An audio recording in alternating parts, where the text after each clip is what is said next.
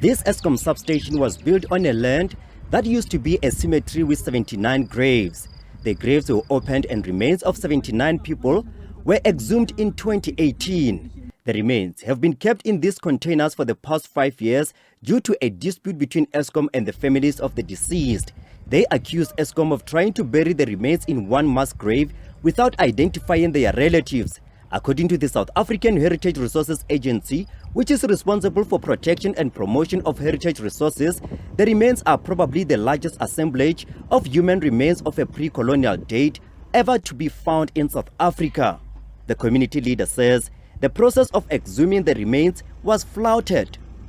We want justice and the truth about this issue because when I asked Eskom to determine who are the descendants of these remains through DNA tests, they refused. Again, I asked them to bring a traditional healer with a spiritual gift to determine the families of the remains, but they also refused. I'm also concerned that Eskom wants to bury all those 79 individuals in one mass grave, which is un-African and inhumane. Other community members say that they were not consulted when the remains of their forefathers were exhumed. They say that Eskom doesn't want to follow the correct procedures to bury the remains in a dignified manner. Our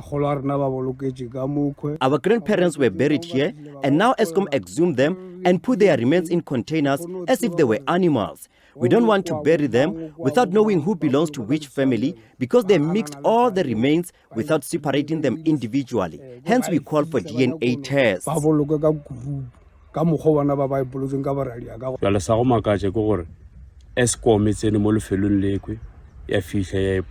Eskom came here and exhumed our grandparents without consulting us.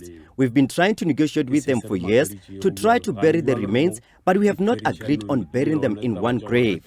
We also want to know who permitted Eskom to exhume the remains without our consent. I am worried that our grandparents have been in the containers for 5 years, and we call on government and other traditional leaders to come and intervene. In